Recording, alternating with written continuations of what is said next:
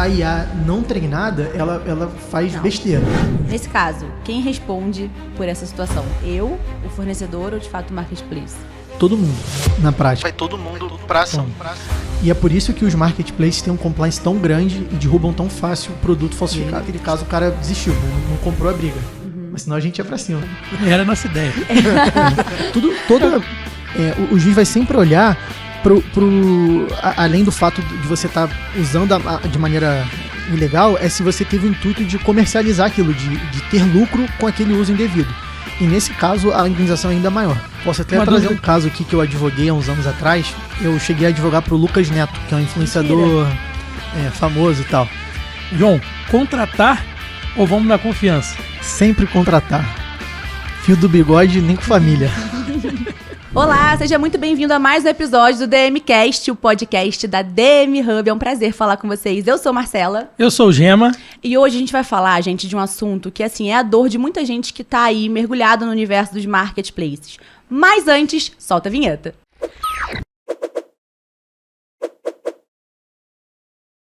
Bom, meu amigo Gema, contextualiza pra galera o nosso convidado da vez.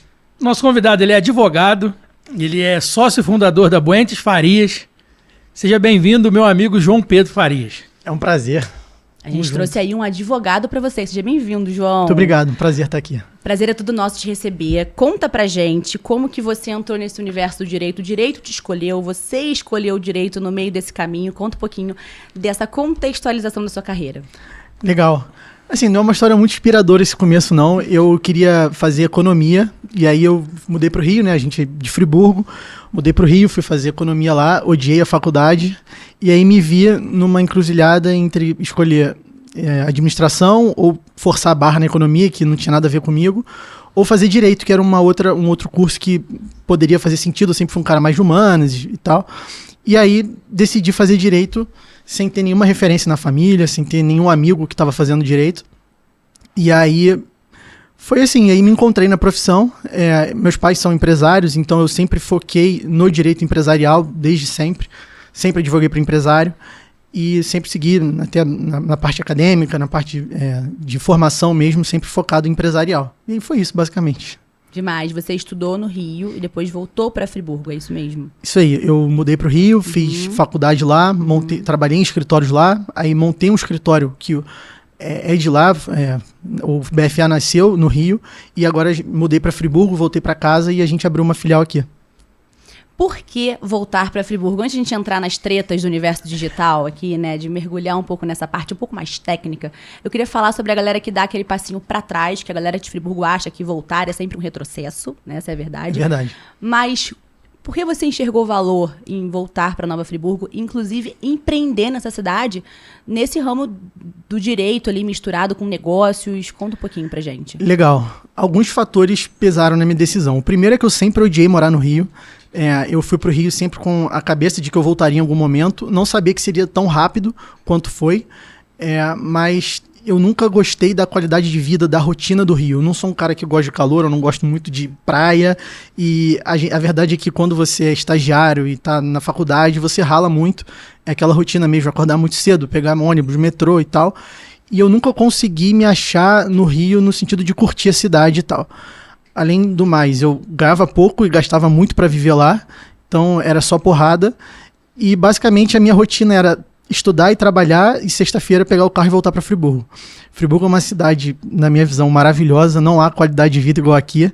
Então eu, a partir assim, mais ou menos da metade, mais pro final da faculdade, eu precisava achar um meio de conseguir seguir a minha profissão com todas as limitações que Friburgo tem, principalmente para o advogado, mas eu queria de alguma forma estar aqui.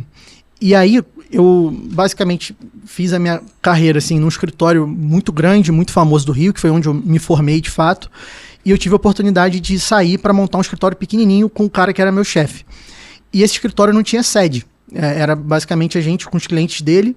Eu era como se fosse um sócio minoritário assim, mas como o escritório não tinha sede, não tinha por que eu ficar no Rio, gastando grana para estar lá, sem vontade, enquanto eu podia estar aqui, com uma qualidade de vida muito melhor e trabalhando de casa. Isso foi mais ou menos no começo um pouco depois da pandemia ali, então fazia sentido isso. E acabou que, para minha grata surpresa, eu segui num caminho da advocacia que é muito digitalizada, que é muito virtual. Então, o mercado empresarial focado em mercado digital, que é o que eu atuo principalmente hoje, não tem a barreira geográfica. Então, eu tenho cliente no Sul, eu tenho cliente em São Paulo, e que eles não estão se importando muito com a minha sede física, em vir conhecer o escritório e tal. E, paralelo a isso, eu descobri que Friburgo tinha, de fato, um gap de advocacia especializada em empresarial. É um modelo de negócio muito diferente. Eu tento aproximar ao máximo a minha advocacia de uma empresa, de fato, e não aquela coisa da figura do advogado inacessível, tradicional, velho. Então, eu vi que tinha mercado aqui, e aí, por isso, também decidi investir aqui. E tem dado certo.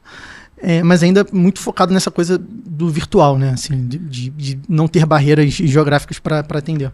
E conta pra gente, como é que surgiu a ideia de fundar a Boentes Farias? Qual era o propósito? Cara, surgiu meio no caos, assim. Eu era um sócio minoritário desse escritório, mas o cara era dono de tudo. E eu estava super insatisfeito com o rumo que o escritório estava indo. Eu não conseguia colocar minhas ideias em prática. E a Vicky, que é minha sócia hoje, ela era funcionária desse escritório. Ela tocava uma área, eu tocava outra. E a gente muito insatisfeito e tal, até que chegou num ponto que foi o estopim de... Enfim, aconteceu uma coisa muito grave no escritório, até do ponto de vista ético e moral da coisa. E eu falei, cara, basta, eu preciso sair e tal. E eu tinha duas opções. Ou procurar um outro emprego, ou botar a cara e empreender. Eu tinha um cliente, que era o Diego, foi o meu primeiro cliente nesse escritório.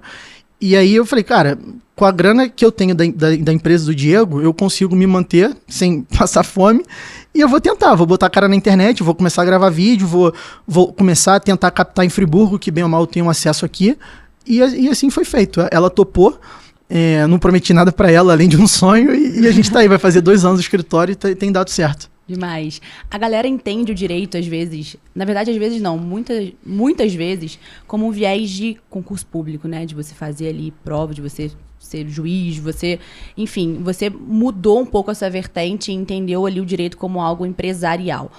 Para quem é cliente, seu cliente hoje, quando que eu sei que eu devo entrar em contato com o seu escritório? Qual é a demanda? Qual é a minha necessidade ou a minha dor para eu acionar um advogado no universo dos negócios? Legal. Assim, o direito, no geral, ele tem aquele advogado tradicional que ele faz tudo. Então, se o cara for preso, ele atende. Se o cara tem um problema de família, ele atende. Se ele está divorciando, ele atende. E, na minha visão, os escritórios com um nível de conhecimento, de entrega de trabalho maior, eles são mais especializados. O que não quer dizer que você faça só uma área. Então, a ideia que a gente montou do escritório é que ele seja um hub de soluções para o empresário, mas não necessariamente só para a empresa do cara. Então, tudo que é focado para resolver o problema do empresário, a gente tenta oferecer. Então, quais são assim, as áreas principais do direito que o empresário precisa? Ele precisa ter uma boa assessoria trabalhista, ele precisa ter uma boa assessoria tributária, ele precisa ter uma boa assessoria focada ali na relação dele com os sócios, que é o societário, o empresarial como um todo. Então a gente tenta ter todas as soluções para a empresa no geral, né? E é o que a gente faz principalmente. Uhum. E aí, onde que você percebeu, assim, quando que você percebeu que entrar nesse negócio do digital seria o diferencial para vocês? Cara, eu acho que a ideia do digital, pra gente, acabou sendo um diferencial porque a gente fala muito a língua da galera do digital. Porque o digital, fundamentalmente, são pessoas da nossa idade que estão empreendendo.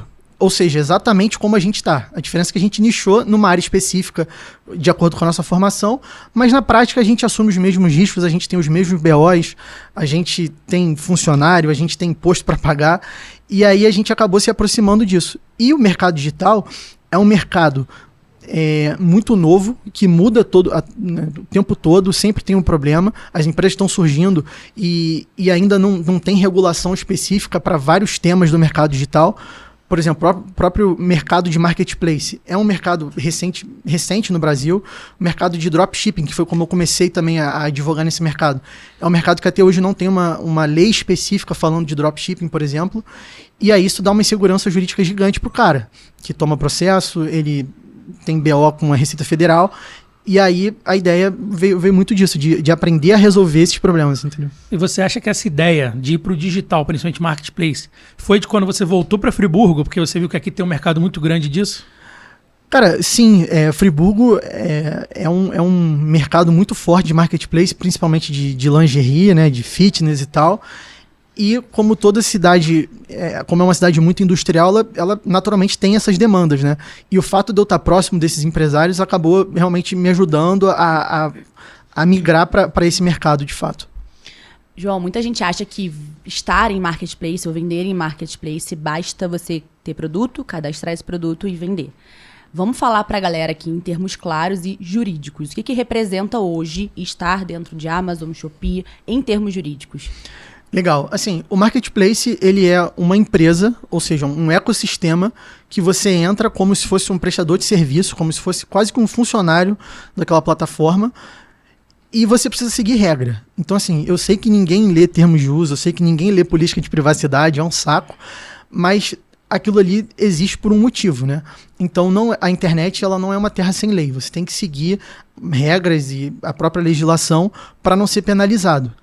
Então, assim, um ponto que é interessante também falar é que esses termos de uso, eles são sempre muito pró-plataforma, né? A plataforma tem um baita departamento jurídico que está tentando resolver ali e mitigar todos os riscos possíveis da plataforma.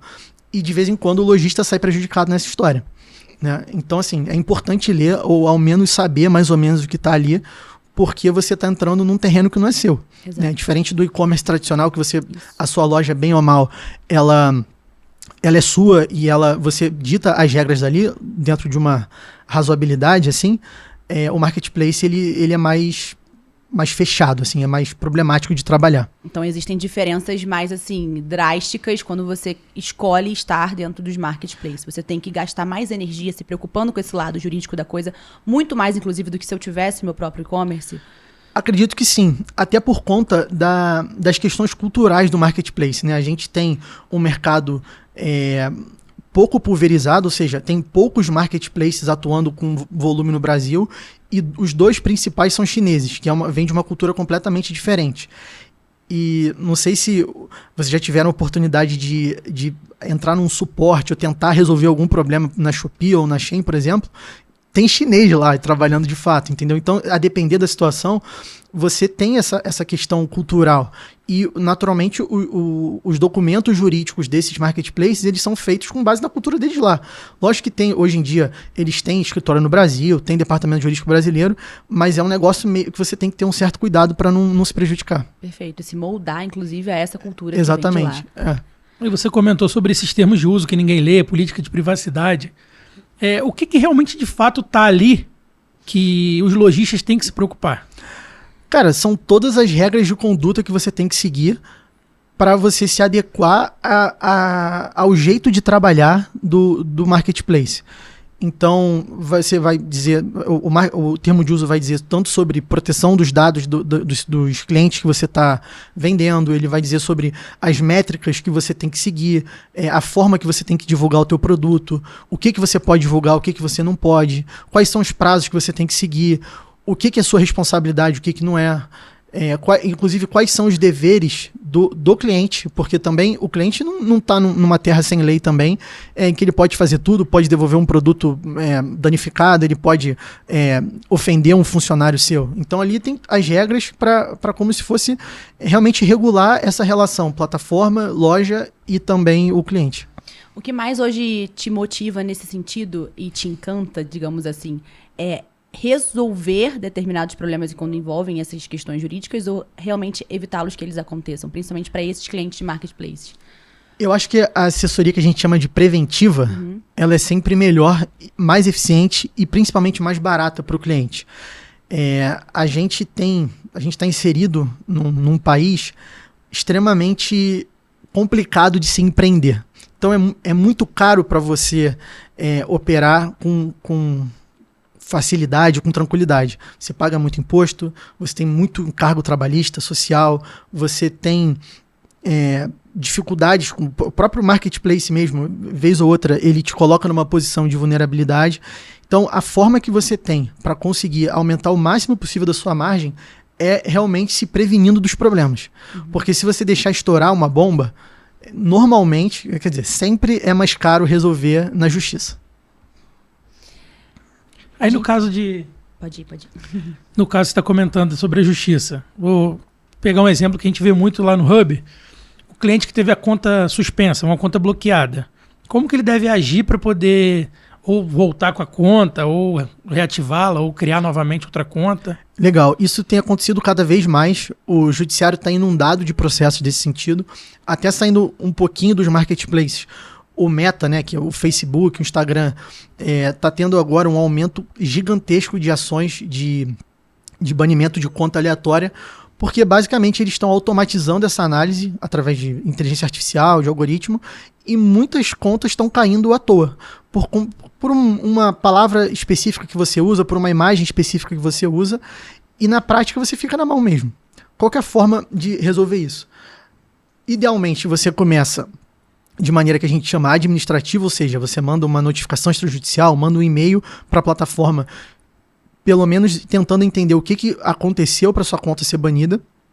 Já posso adiantar que raramente isso funciona, porque o número de reclamações é muito grande. As plataformas não costumam justificar o motivo do banimento, e aí o caminho é você ir para a justiça. Aí, indo para o lado mais do juridiquês, o ideal é que você peça uma tutela de urgência. O que é isso? É você dizer para o juiz, olha, se eu ficar com a conta banida até o final do processo, que dura 2, 3 anos, eu vou falir, pô. Não tem como eu aguentar isso. Eu não posso criar outra loja, porque eu já vou ficar lá com o meu cadastro meio que micado. Então, a ideia é isso. E, normalmente, desde que você esteja embasado ali, tem uma coisa minimamente razoável, você consegue desbloquear a conta aí em 15, 20 dias, a partir da decisão do juiz.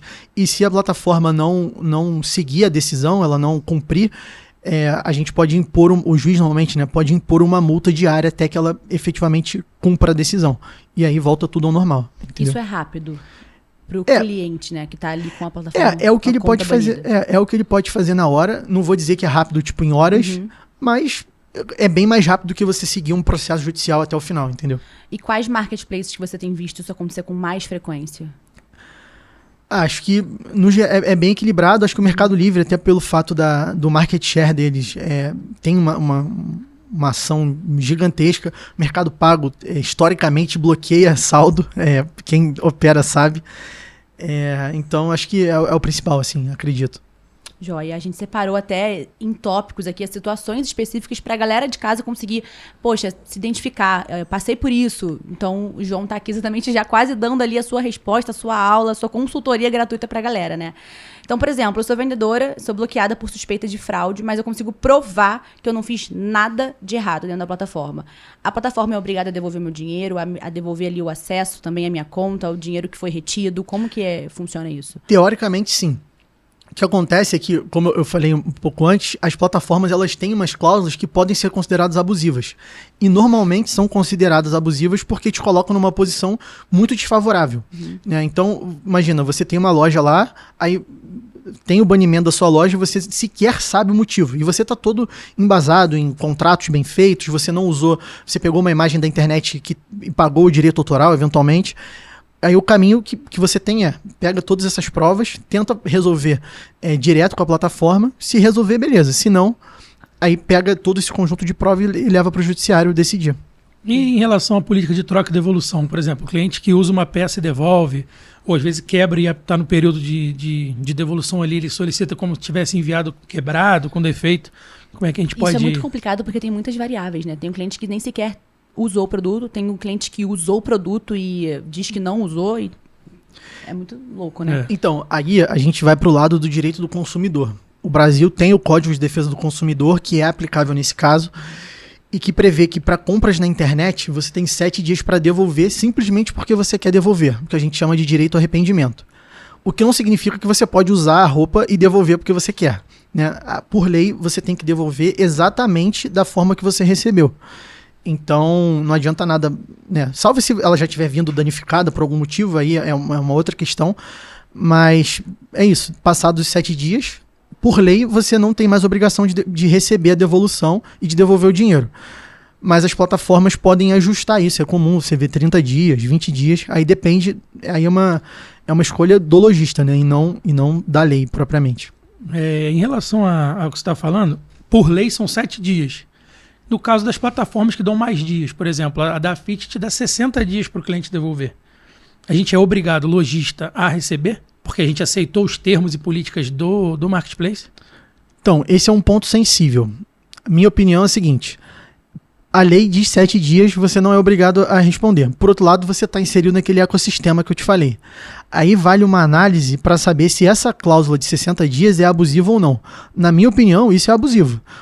O lojista não pode assumir um risco de ficar com um produto parado 60 dias na mão da pessoa, ou seja, impacta em 2 meses de faturamento e mais um para frente ainda, para depois ter o trabalho de ter que revender aquilo. Isso numa escala muito grande coloca o negócio numa posição gigante, que é um risco que você não tá assumindo.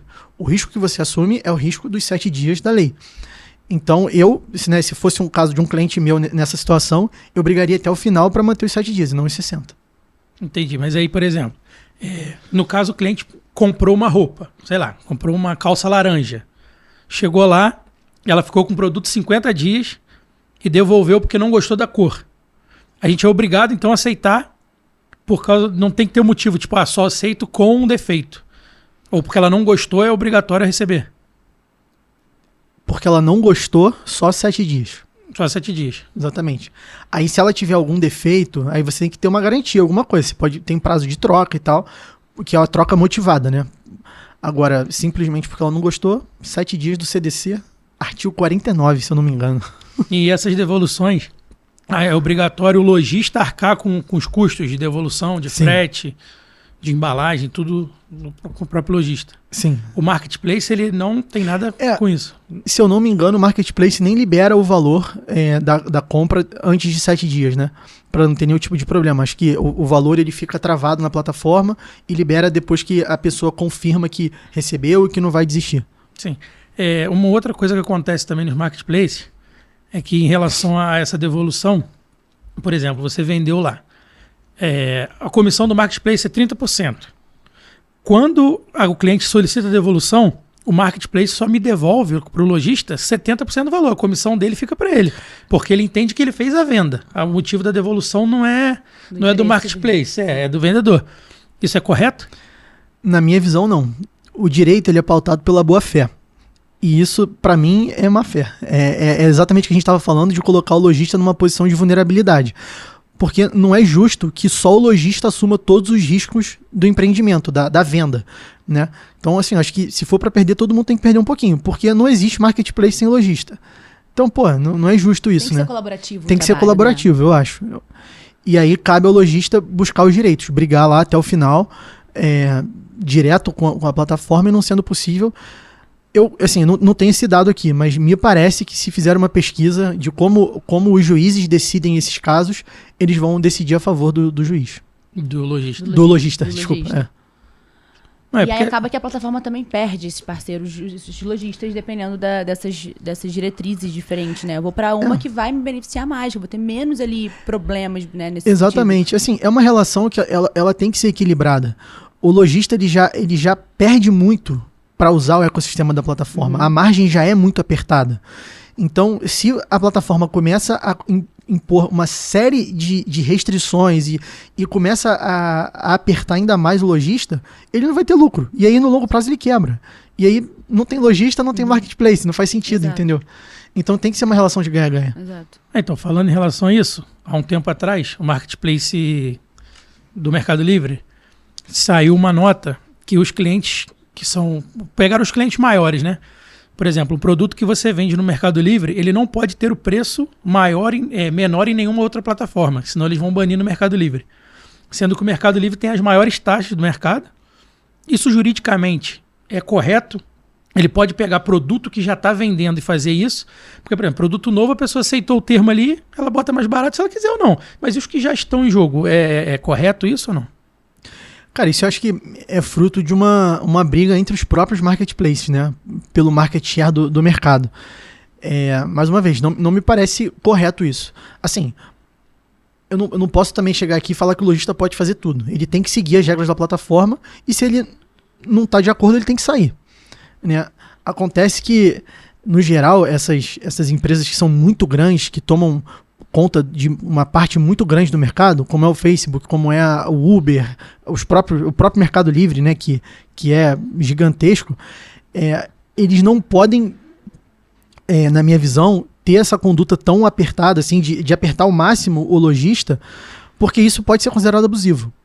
E até por conta do CDC, né, porque é importante dizer isso, há uma relação do consumidor final, que é o cliente, com o lojista, aplica o CDC, mas em muitos casos aplica o CDC também, o Código de Defesa do Consumidor, do lojista em relação ao Mercado Livre, à Shopee, à Shein. Então, quando você fica nessa posição muito desfavorável, pode ser considerado abusivo. Então, essa é uma prática, por exemplo, que poderia chegar ao judiciário para discutir, entendeu? Uhum. Mais uma situação de plataforma mudou a questão de taxa e isso impactou diretamente dos meus juros, dos meus lucros, e essa taxa mudou do dia para a noite. Como que eu devo proceder em relação a isso? Brigar também. Isso também é abusivo. Você tem que... Né, o direito do consumidor ele é regido também pelo dever de informação. Então você não pode ser pego de surpresa do nada. Tem que... Beleza, vai aumentar a taxa por qualquer motivo, avisa com antecedência, deixa bem claro, até para o lojista ter tempo de recalcular a margem, de eventualmente ajustar o preço do produto. É bem nesse caminho. Para essa galera do marketplace, se você pudesse montar um kit jurídico ali de salva-vidas, pelo menos nesse início ali, para não ter muitas surpresas, o que conteria aí dentro desse kit? Cara, eu acho que o conhecimento dos termos de uso e das regras que vão ditar ali a relação dele com a plataforma, eu acho que é importante ele ter esse conhecimento. Ler não mata, você lê uma vezinha pelo menos ali as partes mais importantes. Hoje em dia você pode pegar o termo de uso, joga no chat GPT, pede para ele resumir, traduz e resume em tópico, só para você ficar ciente ali das políticas mínimas que você tem que seguir. Eu posso alegar que eu não sabia o que eu estava assinando ali quando eu aceitei esses termos de uso naquele momento. Por exemplo, deu algum BO pessoal para mim, eu falar, olha, eu aceitei, eu não compreendi o que estava ali, me prejudiquei. Então, você marcou que leu, né? Você não pode falar que não leu simplesmente. Isso não é um argumento válido. O que é válido é você avaliar junto do teu advogado e tal, se ali, naquela parte que você leu e aceitou, você não consegue encaixar alguma abusividade. Com certeza tem. Se tem cláusulas ali que te colocam numa posição muito desfavorável. E pode ter certeza que em todos os termos de uso de todas as plataformas tem cláusulas abusivas. E aí te cabe brigar, né? Mas simplesmente dizer que não... É a mesma coisa que você dizer que não conhece a lei, né? Não funciona. É complicado, sim. Eu quero criar minha própria loja, meu próprio site, mas também estou ali dentro ativamente dos marketplaces. Que tipo de contrato, que tipo de conhecimento que eu tenho que ter ali para diferenciar um outro e não me prejudicar em ambos os canais? Então, basicamente, o e-commerce tradicional, né? Que você tem uma plataforma e coloca o seu site lá, você consegue ditar melhor as regras, você tem mais facilidade de colocar os produtos em destaque que você quer e tal. E, mais uma vez, o marketplace você está entrando num terreno que não é seu. Então, o cuidado é basicamente com as regras que você vai ter que seguir ali naquela plataforma específica. Deixa eu te falar uma outra dúvida. Em relação ao influenciador, eu quero contratar um influenciador para divulgar minha marca. Como que a gente faz esse contrato de direito de imagem? Se eu posso usar eles no marketplace ou só no Instagram? Ou posso fazer um vídeo na televisão, sabe? Então, esse é um ponto bem importante e que cada vez mais também tem dado problema. O contrato de influenciador, ele diz respeito a um tema muito sensível para o direito, que é o direito da imagem, o direito que a gente chama de direito da personalidade, né, que envolve a voz, a performance da pessoa, o direito autoral, que está inserido ali naquela obra que está sendo feita, né, uma imagem, por exemplo, de uma pessoa usando uma roupa fitness. Você tem o direito autoral de quem tirou aquela foto, você tem a imagem da pessoa, o nome da pessoa, do influenciador eventualmente. Então o caminho aí para você mitigar o máximo de risco possível é você fazer o contrato o mínimo padrão possível. Delimitar muito bem ali o tempo que você vai poder usar, os materiais que você vai poder usar, a quantidade de tempo que isso vai ficar disponível nas plataformas, enfim, tudo que você puder delimitar ali muito bem é uma prova para você no futuro, caso o influenciador venha alegar alguma coisa ou cobrar um valor a mais, você vai estar ali dizendo que o contrato vai reger exatamente aquela relação ali. Como que é essa... Não é uma briga, não vou chamar assim, para não gerar uma polêmica desnecessária. Agora eu tô falando na posição de advogado mesmo, como você ali prestando esse serviço. Porque, por exemplo, se eu tenho um marketplace ou e-commerce próprio, eu quero uma parceria com uma influenciadora, mas eu tô, assim, poupando o máximo de gastos possíveis. Então eu vou construir o meu contrato junto com a minha IA. Isso é ok? É arriscado? Eu devo acionar vocês? Você acha que as pessoas estão fazendo muito isso e vocês estão perdendo espaço também? Como que é essa terra aí? Eu acho que, assim, eu não consigo recomendar a pessoa fazer um contrato pela IA, porque a IA não treinada, ela faz besteira. Eu já fiz alguns testes nesse sentido, já recebi contratos de clientes que tentaram fazer no ChatGPT, e muitas vezes ela erra. E principalmente quando a gente fala de direito da personalidade, que é um negócio que lá na frente pode gerar uma indenização muito grande para a pessoa que teve a imagem violada, ou teve uma foto que foi usada de maneira errada, enfim, eu contrataria um advogado especializado para fazer. Mas assim, com pouca grana dá para fazer. E aí a minha dica para a pessoa que quer fazer um contrato no ChatGPT seria exatamente deixar a redação o menos abrangente possível, delimitar muito bem cada ponto, cada questão que foi negociada para não ter problema, entendeu? Você já pegou alguns BOs aí que teve... Alguns, já. Em relação a essas imagens, existe alguma forma que a gente possa registrar elas para que, por exemplo, alguém está usando a minha foto? Existe alguma coisa que faça, algum registro, algum contrato que eu consiga vincular aquela imagem à minha marca para que nenhum outro lojista possa utilizar? Então, a imagem por si só ela não precisa ser registrada. O direito autoral ele não depende de um registro como uma marca, por exemplo, que tem que ser registrado no INPI. A foto ela já nasce com direito autoral. E desde que você comprove que aquela foto é sua, que você contratou a modelo para fazer a sua foto com o seu produto, você já tem todas as armas para tentar impedir aquele uso indevido, entendeu? Em relação ao INPI, como é que funciona isso nos marketplaces? Tem que ter marca registrada? É obrigatório, não é? Alguns marketplaces exigem que você mostre que a marca foi registrada e que aquela marca é sua, justamente para eles se prevenirem de uma ação do dono real da marca, porque a marca vai ser exposta no marketplace, né, na plataforma deles. Então, em alguns casos, acho que a Amazon, principalmente, exige que você tenha ao menos o pedido de registro daquela marca. Imagina que eu vendo um produto de terceiros e aquele cliente acaba descobrindo que ele é réplica e não original. Nesse caso, quem responde por essa situação? Eu, o fornecedor ou de fato o marketplace? Todo mundo, na prática. Se for um advogado esperto que entende da lei, vai todo mundo para ação. Porque, primeiro, você vender réplica é crime, né? É um crime contra a propriedade intelectual, propriamente, porque você está violando a marca e o desenho e todo o conceito que envolve aquela peça de uma marca que de fato é dona. E, além disso, isso pode gerar indenização, enfim. E, na prática, todo mundo responde. E é por isso que os marketplaces têm um compliance tão grande e derrubam tão fácil o produto falsificado. Explica pra galera o que é esse termo compliance. Compliance, assim, pra galera entender, acredito que seja um conjunto de regras que você tem que seguir para que você esteja de acordo com o mínimo aceitável. Então, todas aquelas condutas, aqueles cuidados que você tem que ter para ser aceito e para você ter segurança de que o teu produto, o teu anúncio não vai cair da noite pro dia. Perfeito. Aí no caso que você falou aí da réplica, por exemplo, se eu tenho uma marca registrada, tem alguém que tem uma loja no marketplace com o mesmo nome da minha marca, isso é considerado falsificação? Eu consigo derrubar essa loja? Como é que funciona? Consegue. O caminho para ir é exatamente o que a gente falou mais cedo, que era tentar resolver administrativamente através de uma notificação extrajudicial, e quando a sua marca ela é registrada, o INPI te dá um certificado de registro, dizendo, olha, essa marca aqui por 10 anos ela é do Gema. E de fato isso aconteceu com a gente, né? Para quem não sabe, Gema foi meu cliente no escritório há pouco tempo atrás, num caso em que estavam usando exatamente a marca dele no marketplace, que era Shein. Foi no Mercado Livre. Foi no Mercado Livre. E aí a gente notificou o lojista, informando que aquela marca era registrada e que o titular daquela marca era o Gema, e naquele caso o lojista tirou a loja do ar.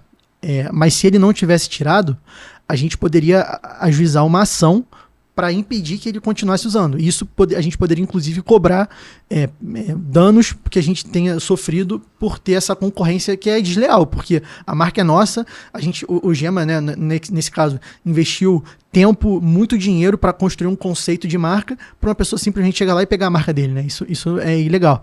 E aí, naquele caso, o cara desistiu, né? Não comprou a briga. Mas senão a gente ia pra cima. Era a nossa ideia.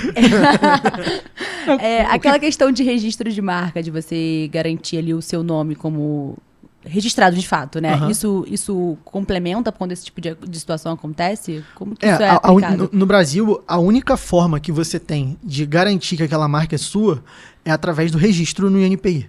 É a única coisa que te dá a propriedade daquela marca, daquele nome ou daquele logotipo. Então, assim, se você está pensando em entrar no marketplace, mas com marca, com branding, a primeira coisa que você tem que fazer é registrar. Você fez isso de cara na sua marca? Quando eu criei o CNPJ e fiz a logo, foi a primeira coisa que eu fiz, foi antes de entrar no marketplace. Porque na época que eu entrei, a Dafit era obrigatório ter o pedido de registro, entendeu? E foi o primeiro marketplace que eu entrei. Entendi. Aí foi obrigatório. É muito comum que a plataforma exija justamente porque se tiver um problema, como o caso lá do Gema com aquela marca, a gente ia processar o cara, a loja e a plataforma também, entendeu? Eles querem evitar esse tipo de problema para eles mesmos, né? Exatamente. Em relação a vídeo, a gente tá falando aqui de produto, né, de branding e marca, mas aí eu tenho um vídeo que tá solto e a internet nessa vastidão de conteúdos sem fim, só que acaba que um vídeo meu super viraliza dentro do Instagram e aí alguém pega esse vídeo e joga no TikTok, que é um vídeo autoral, é meu, 100%. Como que eu devo proceder em relação a isso? Esses dias aconteceu um caso muito semelhante, uma menina, que até aqui de Friburgo, uma influenciadora grande, foi fazer um vídeo de receita, e aí viralizou dentro da plataforma do Instagram, e aí uma pessoa de outro estado pegou aquele vídeo e botou no TikTok, e aí viralizou mais ainda. E ela entrou comentando, aquela pessoa bloqueou ela nos comentários. Isso é muito comum. Eu peguei um caso muito louco lá no escritório, há uns meses atrás, que eu estava advogando para uma influenciadora e todo vídeo que ela postava no Instagram, ou foto, automaticamente, assim, de maneira simultânea, aparecia naquela plataforma Quai, num perfil fake dela. E quando ela apagava o vídeo no Instagram, o vídeo não apagava no Quai. E aí, no final, ela tinha, sei lá, 50 mil seguidores no Instagram e tinha 800 mil seguidores no Quai. E aí a gente ajuizou uma ação contra a plataforma, requerendo o banimento imediato daquela conta. Que é mais ou menos o caso que a gente está falando aqui, o caso dessa influenciadora. Então, mesma coisa, tem o caminho mais fácil e teoricamente mais rápido, que é você informar para a plataforma que aquele vídeo está sendo usado de maneira ilícita, que a propriedade intelectual ali envolvida, né, o direito de uso daquele vídeo é seu, e se a plataforma não seguir, e normalmente ela caga para você ajuiza essa ação, e normalmente com aquela tutela de urgência que eu tinha falado, a gente consegue derrubar o perfil, o vídeo, enfim. Eu consigo usar, por exemplo, vamos supor, essa pessoa foi de uma receita, mas se fosse de uma roupa, eu conseguiria pegar o vídeo dela e botar, por exemplo, no marketplace para usar como venda. Isso juridicamente é correto ou não? Se aquela roupa não é sua e a pessoa a modelo não te autorizou o uso, não é correto. E aí ela pode ajuizar uma ação contra você e requerer indenização por esse uso, né? O juiz vai sempre olhar além do fato de você estar usando de maneira ilegal, se você teve o intuito de comercializar aquilo, de ter lucro com aquele uso indevido. E nesse caso, a indenização é ainda maior. Uma dúvida que surgiu aqui agora. Quando você tenta lucrar. Exatamente, Por exemplo, a Shopee. A Shopee, ela te dá, como cliente, você postar a foto do produto. Se eu utilizar aquela foto dos comentários para vender o próprio produto que a pessoa comprou, tem algum termo do marketplace que te autoriza a fazer isso ou não? Para você usar como prova social, assim? Isso, exato. Então, aí o que eu acho que é ideal você fazer, nas regras, na sua própria regra de uso da plataforma ali, é você informar o consumidor que aquela foto pode ser usada como prova social. Né? Aí, assim, o melhor cenário seria você ter, de fato, uma autorização expressa daquela pessoa. Você entra em contato com ela, manda um brinde, sei lá, tenta ser bem comercial e em troca você pega aquela imagem e usa, ou ao menos colocar ali no site alguma coisa bem explícita para não ter dúvida de que a pessoa sabe que aquela foto pode ser utilizada para fins comerciais. Mas isso é comum, né? Assim, até em e-commerce mesmo, às vezes você vai nos comentários, a própria pessoa posta a foto. E aí, também, por outro lado, se a própria pessoa postou a foto na plataforma, significa que ela já está meio de acordo com o uso daquilo ali. Lógico que você não pode pegar essa foto e usar de maneira totalmente abusiva e sei lá, mudar a foto de alguma forma para prejudicar a pessoa, mas dentro dali do contexto, você pode usar sem problema. É toda a forma que você também comunica, né? Porque tem a galera que age de má fé, ou tem uma galera que age no sentido de polemizar uma situação. Então vamos supor que realmente houve uma moça que postou a foto de biquíni, do seu produto que é um biquíni, aí você vai lá, pega aquela foto, taca ali como se fosse uma notícia dentro do seu perfil, e de maneira exagerada expõe ali o corpo dela. Eu acho que isso já acontece Exatamente. De uma situação mais tensa, aí mais complexa. Vai muito pro lado da boa fé, né? Assim, do intuito que você tem com essa foto. Se você quer, de fato, promover o seu produto de maneira legal, tranquila, não tem problema. Mas aí, nesse caso, isso acontece muito, né? Aí o titular da imagem, né, a pessoa pode buscar indenização, porque é um Para a problema. pessoa que está dentro da plataforma, você acha que você vai ter muito mais liberdade, controle também na situação, se você tivesse dentro do seu próprio e-commerce, controlando tudo isso, muito mais do que tendo que registrar e prestar contas por uma plataforma? Acaba que você tem um pouco mais de liberdade porque você não tem que seguir as regras da outra pessoa, né, da própria plataforma. Mas não quer dizer que você pode fazer qualquer coisa. Criar regras. Você tem que seguir ali uma conduta que seja certa para não ter problema, né? No caso desses comentários, a gente pode criar, por exemplo, um contrato que quando a pessoa posta, ela vai lá e marcar que eu li e aceito os contratos, que você vai usar aquela imagem. É válido isso? É válido, mas tem que ser muito explícito. Caso tenha algum problema, você tem que comprovar de fato que a pessoa tinha plena ciência que ela estava de acordo e que ela expressamente disse que não teria problema, sabe? Uma coisa bem nesse sentido.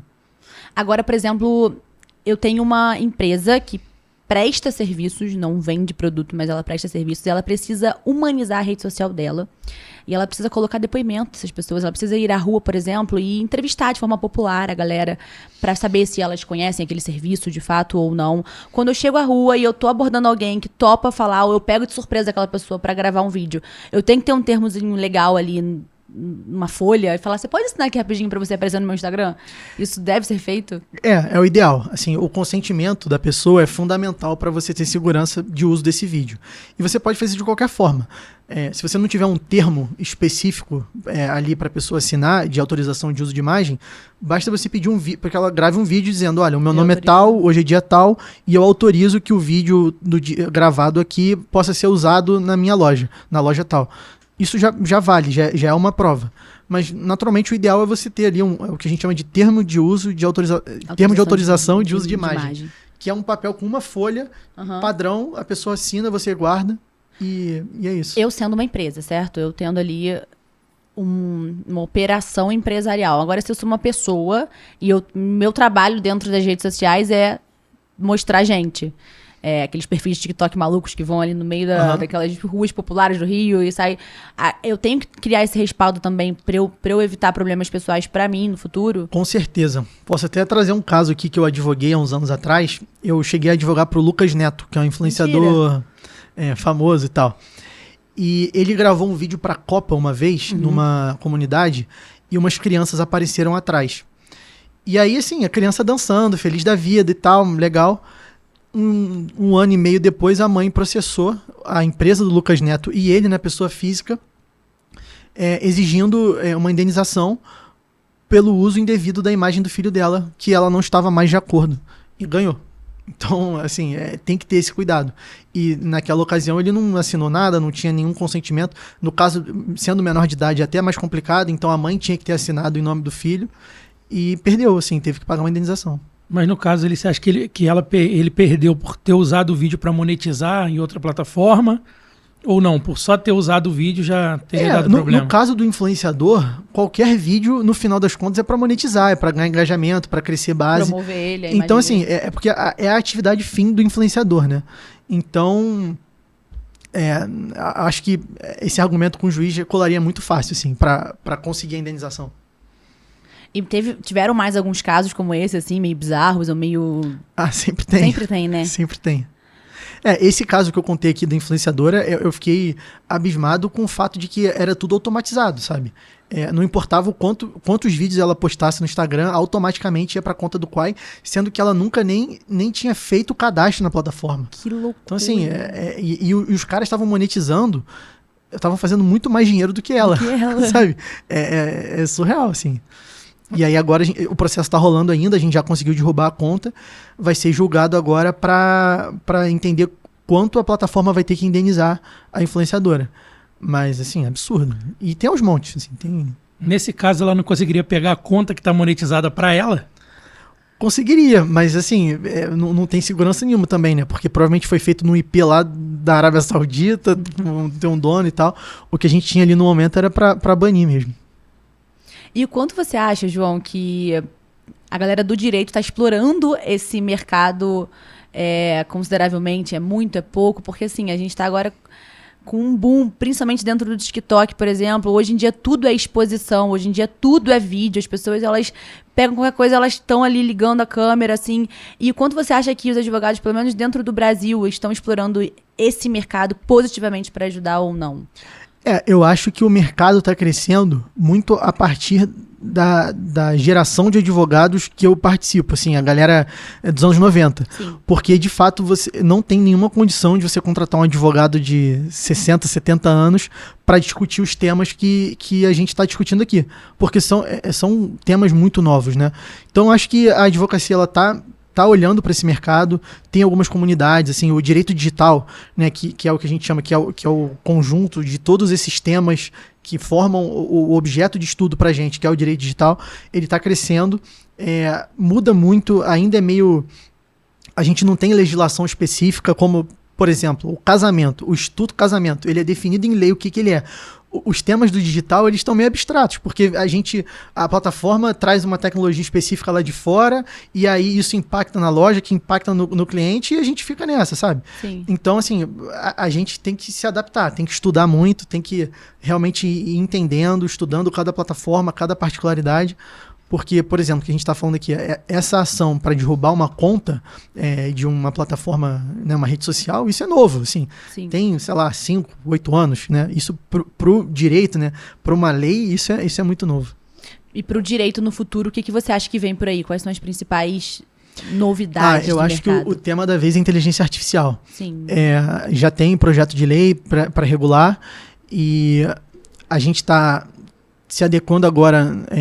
A LGPD, né, que é uma legislação também relativamente nova que vai tratar dos dados, que inclusive, aí até fazendo um pouco de propaganda aqui da DM, a gente está formando, né? Para quem não sabe, eu sou sócio da DM também, eu sou responsável por todo o jurídico do Hub e a gente tem um cuidado muito grande, está formando um departamento específico para cuidar dos dados dos nossos lojistas, porque é um tema que está sendo cada vez mais explorado e está sendo cada vez mais cobrado pelos marketplaces também. Então, a gente está nesse momento agora de proteção de dados e acho que o próximo tema do direito mesmo que a gente vai ter que se adequar é a regulação da inteligência artificial. Porque aí todos os temas que a gente está tratando aqui e que eu falo para vocês, a gente processa a pessoa. E se for uma IA, a gente vai processar quem? Né? Quem é o responsável? Então, essa resposta a gente vai ter que aprender nos próximos anos aí. Agora um recadinho muito importante que vai mudar o seu jogo nos marketplaces. Você já parou para fazer conta de quantos funcionários a menos, quantos erros humanos você pode evitar e quanto o algoritmo do marketplace vai te dar mais exposição e aumentar as suas vendas caso você automatize a sua operação? Pois é, a DM Hub é o ERP que vai fazer tudo isso por você. Aqui você integra pedidos, controla estoque e organiza tudo num lugar só, rápido e sem estresse. E o melhor, com suporte humano e altamente treinado desde o primeiro dia. É isso mesmo, você não precisa ficar perdido para configurar nada. Nós temos uma equipe pronta para fazer isso por você, sem prejudicar o dia a dia da sua empresa, que já está rodando. Mais venda, menos bagunça. Então já sabe, né? Entre em contato conosco ou acesse o nosso site. Aponte o celular para o QR Code e vem conhecer. Demais.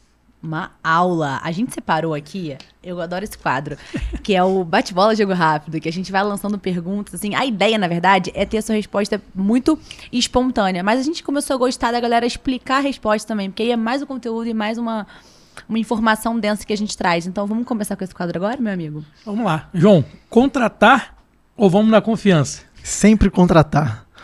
Fio do bigode, nem com família. Prevenir ou remediar? Sempre prevenir. Mais eficiente, mais rápido, mais barato. Pra todo mundo. Pra todo mundo. Marketplace mais problemático. Pode discorrer sobre isso, que a galera quer a realidade. Então, acredito que os chineses, mas muito por conta dessa diferença cultural e dessas barreiras realmente culturais que a gente enfrenta com eles. Então, se você compara o suporte, né, e a atuação jurídica da Shopee, ela é completamente diferente do Mercado Livre. Né? Então, mais uma vez, naturalmente eles estão se adequando ao Brasil, o mercado está crescendo, tem escritório aqui, mas ainda tem essa dificuldade na minha visão. O maior erro que o empreendedor comete? Acho que é não se informar.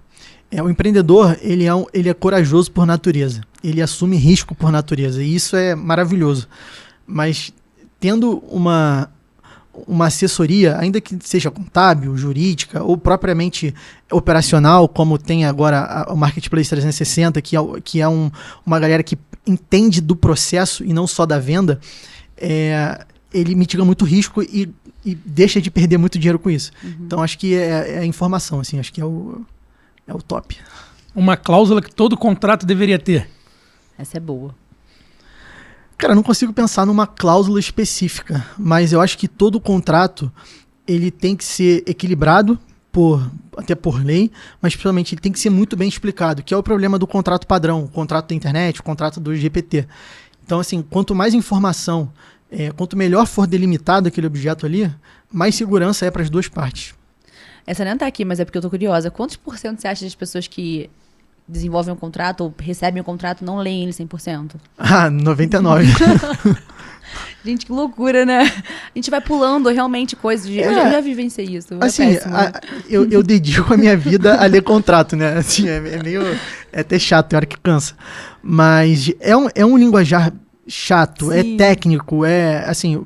Lógico que o ideal é muito fácil chegar aqui e falar assim, pô, gente, contrata um advogado de confiança e deixa ele resolver. Mas isso custa dinheiro, e quem está começando nem sempre tem isso. Então, assim, usaria, inclusive eu uso, às vezes eu pego contrato de 60, 70 páginas, em inglês, às vezes até em chinês agora, né, que eu obviamente não falo mandarim. Joga no GPT, pede para resumir, coloca em tópicos, pede para ele falar os principais pontos que ele considera que tem risco, e analisa ali, entendeu? E se for uma coisa muito problemática, aí sim você procura um profissional e tal. Mas ninguém lê. E eu acho que o que você trouxe agora, eu acho que a galera esquece muito quando ela olha para IA ou olha para o GPT. A gente quer o contrato pronto, mas a gente não ensina o robô a entregar aquilo de maneira mais estratégica. Exatamente. Como que eu posso... É isso que você falou, avalie as condições desses contratos. Eu tô saindo mais no positivo, mais no negativo. O que eu posso solicitar de alteração dele? Como eu posso mudar ele? As pessoas só querem, faça um contrato para mim. Né? O ChatGPT, né, que é a IA que eu uso mais até no dia a dia, e eu uso basicamente para trabalho, para ganhar tempo, ela é preguiçosa. Então, assim, se eu peço uma coisa para ela genérica, ela vai fazer a coisa genérica o mais básico possível. Uhum. E aí eu fico brigando com ela, como se fosse um estagiário, assim, para ela ir além, para ela ter técnica. E aí, naturalmente, a minha já está treinada porque eu já peguei uma série de modelos de contratos que eu fiz ao longo da vida e ela agora fala melhor a minha língua. Mas se ela fosse 100% crua, ela não teria condição de fazer um contrato do nível que a gente faz, sabe? E talvez nunca tenha condição, assim, ela nunca vai substituir a análise técnica da parada. Mas ela serve muito para você ganhar tempo, para você conseguir entender com rapidez o que o contrato tá falando. Exato, aprendam a treinar o robô, né? Isso é essencial, cara. Estude sobre inputs que você coloca ali, sobre o prompt que você vai usar, porque isso é fundamental. E quanto mais informação você der para ela, melhor ela fica. É isso, vai lapidando, vai melhorando com o tempo. A maior dor de cabeça jurídica atual dos criadores de conteúdo, que você acha? Acho que é a insegurança que as plataformas dão, e aí, falando de influenciador, principalmente a Meta, desse risco de você ter o conteúdo com shadow ban, você ter o conteúdo banido sem você saber o motivo, simplesmente você gastar uma grana para fazer um quadro, enfim, um Reels com uma qualidade melhor, e aí ele não entrega para ninguém. Então você fica realmente à mercê da plataforma. Acho que esse é o grande lance. Justiça rápida ou justiça certa? Certa, com certeza, mas com uma boa atuação jurídica você consegue torná-la mais rápida. Uma tendência que veio para ficar no direito digital? Acho que é IA. Acho que os escritórios estão se profissionalizando no sentido de conseguir implementar IA no dia a dia, porque quando bem utilizada, não significa que você está substituindo a atuação do advogado, mas você está tornando os processos mais eficientes até para o cliente mesmo, sabe? Então, acho que a IA é o assunto da vez, assim. Bizarro, né? Em todas as frentes, em todos os formatos de negócios. Com certeza. Tá dominando mesmo. Em uma frase, o que todo empreendedor digital deveria entender, pelo menos sobre o jurídico ali de maneira inicial? Que o jurídico ele tem que ser um parceiro para o teu negócio. É lógico que o empresário ele quer reduzir custo, mas ele tem que encarar um bom jurídico, e aí não é qualquer um, como um conselheiro, um parceiro que ele tem que saber todos os problemas, todos os erros, todos os gargalos do seu negócio, porque ele vai ser o teu melhor amigo na hora de resolver o problema. Então desbloquear essa aversão, né? Essa coisa, essa barreira que a gente cria. Eu assim, acho que até culturalmente, né? A gente olha para o direito desse jeito. É aquilo, né? Historicamente, o advogado, ele é um cara muito inacessível, muito formal, muito chato, né? Aquela coisa do escritório todo de madeira. Sim. E o cara tem uma secretária que você tem que marcar a reunião Exato. com ele e tal. Então, uma dica que eu dou e que é o que eu prezo com os meus clientes é a relação de proximidade, de pessoalidade mesmo. O meu WhatsApp, meu telefone fica aberto 24 horas, eu nunca deixo de atender qualquer cliente, e eu acho que os lojistas e os empreendedores têm que ter um cara de confiança desse, sabe? Eu acho que a ideia do conselheiro é muito legal, porque eu acabo compartilhando a vivência de um cliente com o outro, lógico, né, com confidencialidade, Exato. mas assim, às vezes o que um cara já passou, o outro está passando agora, e eu tenho a solução. Então isso é bem interessante. Sabe o que eu acho maneiro? A nossa geração tá desmistificando isso, tá desbloqueando esse padrão de imagem que a gente tinha lá de trás dos nossos pais, né? Tá trazendo um novo formato de profissional dentro do direito, até do próprio advogado, né? Isso é um pilar lá no escritório. Maneiro. A gente ainda tem muitos escritórios muito tradicionais, mas a nossa ideia realmente é fazer com que o escritório seja exatamente como se fosse uma empresa, e que de fato mas sem formalismo, sem esse tradicionalismo da advocacia, que na minha visão é extremamente cafona, né? E já passou. E distancia, né, do cliente, distancia aquela relação saudável que a gente tem que ter como um conselheiro, tem que ser parte da minha operação, exatamente. Né? E falando disso, me veio uma pergunta agora. O João, antes de tudo, você é advogado ou você é empreendedor? Sou empreendedor, com certeza. Eu acho que a advocacia é só uma forma que eu achei de empreender. Mas até por formação, por conta dos meus pais. Eu estava até comentando isso, a gente teve um problema lá na empresa específico, e eu estava comentando com os meus pais e com os amigos de que eu não consigo não pensar como empresário. Então, quando acontece alguma coisa que prejudica o empresário, eu fico muito mal, eu levo pro coração mesmo. Lógico que na hora da atuação tem que ser técnica, mas eu não consigo pensar com uma cabeça diferente. O empresário no Brasil, ele é um herói, cara, e assim, ele tem que ser considerado herói. Porque é muito difícil, é todo mundo contra você e você que move a economia, né? Então, assim, eu fui criado assim, eu compartilho dessa visão com todo mundo, e a nossa regra principal lá no escritório é sempre advogar pró-empresário. A gente nunca vai advogar, assim, tem o mercado lá dos funcionários que tem que ser protegido naturalmente, mas assim, não é o nosso jogo. A gente sempre foca no empresário. Demais. Que papo bom, né? Bom demais. Tem surpresa pra ele, pro nosso sócio? Sempre tem um presentinho, né? Sempre tem um presentinho. Vamos virar aqui. Esse aqui foi personalizado, tá? Ah, é? Filho, a gente mudou, já tá mudando, tá melhorando muito chique. O padrão aí, olha só. O meu é Black Diamond. Que isso aí, sim. Ó. Olha que maneirinho. Galera do marketing tá tirando onda, tá? Adorei. Não tinha visto. Adorei. Quebrar essa formalidade, vai usar dentro do escritório ali, ó. Amei. Pô, muito quebra legal. o gelo com o cliente, né? Já tem ali todo a ideia. Gostei muito. Curtiu? Parabéns. Adorei. E da DM, o que você tem pra dizer? Só coisas boas, graças a Deus. A DM tá só no começo. A gente tá num momento, né? Logicamente liderado pelo Diego, que é um cara que tem uma visão extraordinária, que conhece o mercado como ninguém, e é um cara que é muito inquieto. E o meu papel na DM, às vezes, também dá uma segurada nele, porque ele é um cara que pensa muito no negócio, que é sempre fazer a DM ser o melhor negócio possível. Então, o que eu tenho para dizer é isso, assim, o sistema mudou agora, a versão nova tá incrível, muito melhorou o que já era bom, e a gente está investindo muito em segurança e em eficiência para que o nosso cliente tenha o melhor hub possível do mercado. E vai ser. Já está sendo. Papo sensacional, João. Gostou da experiência? Já tinha participado de outros episódios de podcast? Participei de um no ano passado, mas sempre bom, adorei Sempre bom. Mesmo, vocês estão de parabéns, incrível. E assim, acho que o legal é trazer um conteúdo de valor pra galera, né? É isso. A ideia aqui é que a gente se doa e gasta esse tempo para trazer informação pro cliente da DM, né? Que é o cara que tá no front de batalha aí, brigando com essa economia maluca do Brasil para conseguir fazer grana. E a gente tá aqui para contribuir. Informação salva negócios, né? Evita erros. Com certeza. Eu acho que a gente trouxe muita informação pra vocês aí. Eu espero de verdade que vocês tenham gostado, porque a gente se amarrou nesse papo, né, meu amigo? Muito bom, muito bom. Queria agradecer o João aí pela presença, pelo conteúdo, né? Que tenho certeza que vai esclarecer dúvida de muita gente que já é vendedor, de quem quer se tornar vendedor, até por onde começar e como começar. Então, João, muito obrigado pela sua presença. A gente quer agradecer em nome da DM. Obrigado, é um prazer. O prazer foi todo nosso. Se você curtiu esse episódio, tão quanto a gente curtiu, já deixa o seu like. Deixa um comentário aqui também pro João e também de quem você quer trazer aqui no próximo episódio. E nos vemos no próximo DMcast. Valeu, galera. Um beijo. Valeu. Tchau, tchau.